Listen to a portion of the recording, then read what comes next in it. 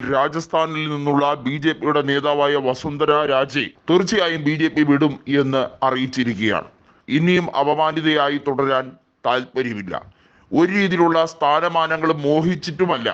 എന്നാൽ സീനിയറായ തന്നെ മനഃപൂർവ്വം അവഗണിക്കുന്ന ഇത്തരത്തിലുള്ള നയങ്ങൾക്കെതിരെ ഇനിയും പിടിച്ചു നിൽക്കാൻ കഴിയില്ല.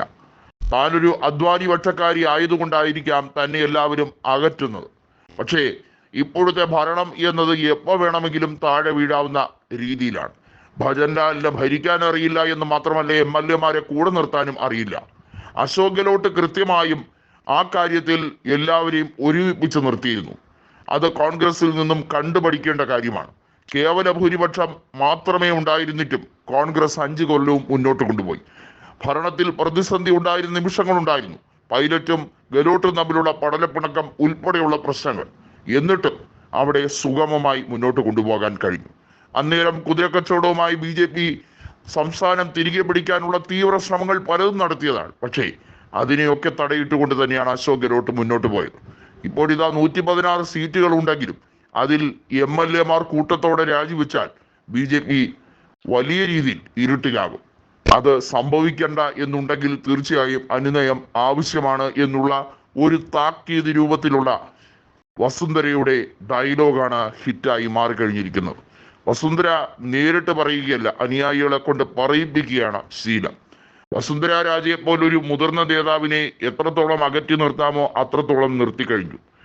ഇത്രയും നാളും വസുന്ധര രാജസ്ഥാനിൽ ബി.ജെ.പിക്ക് വേണ്ടി പ്രവർത്തിക്കുകയും ബി.ജെ.പിയെ അധികാരത്തിൽ എത്തിക്കാനും ബി.ജെ.പിക്ക് വേരോട്ടം ഉണ്ടാക്കി കൊടുക്കാനും ശ്രമിച്ചു.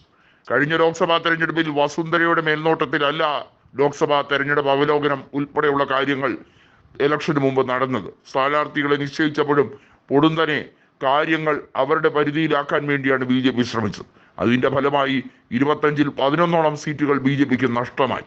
ഇതിലും വലിയ തകർച്ചയിലേക്കായിരിക്കും ഇനിയുള്ള നിയമസഭാ ഉപതെരഞ്ഞെടുപ്പുകളിലേക്കും മുഖ്യ തെരഞ്ഞെടുപ്പിലേക്കും പോവുക. തിരികെ വരാത്ത രീതിയിലേക്ക് തകരാൻ ഒരുങ്ങിയിരുന്നോളൂ എന്ന താക്കീതാണ് വസുന്ധര രാജെ കൊടുക്കുന്നത്. കോൺഗ്രസിന് നല്ല ബുദ്ധി വന്നു കഴിഞ്ഞിരിക്കുന്നു. അതിന് കാരണമാകുന്നത് ഗെഹ്ലോട്ടും പൈലറ്റും തമ്മിൽ ഇപ്പോൾ പടലപ്പിണക്കമില്ല. ഗെഹ്ലോട്ട് രാഷ്ട്രീയത്തിൽ നിന്നും മാറി നിൽക്കുകയാണ്. 3 തവണ രാജസ്ഥാന്റെ മുഖ്യമന്ത്രിയായിരുന്ന ഗെഹ്ലോട്ടിന് അധികാരമോഹം ഇനി വെച്ചു തുടരാൻ ആവില്ല. പൈലറ്റിന് മേൽ ചുമതലകൾ ഏൽപ്പിക്കാൻ കോൺഗ്രസ് വീണ്ടും തുടങ്ങിക്കഴിഞ്ഞിരിക്കുന്നു. വസുന്ധരയെ സംബന്ധിച്ചിടത്തോളം കോൺഗ്രസിലേക്ക് പോയാലും സ്ഥാനമാനങ്ങൾ ഉണ്ടാവും, ബി.ജെ.പിയേക്കാൾ ഉപരി.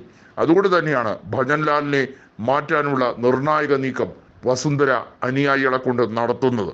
കാരണം ഇപ്പോഴും വസുന്ധരയ്ക്ക് തന്നെയാണ് കാര്യങ്ങൾ നടത്താൻ കൂടുതൽ സ്വാധീനത രാജസ്ഥാനിൽ ഉള്ളത്.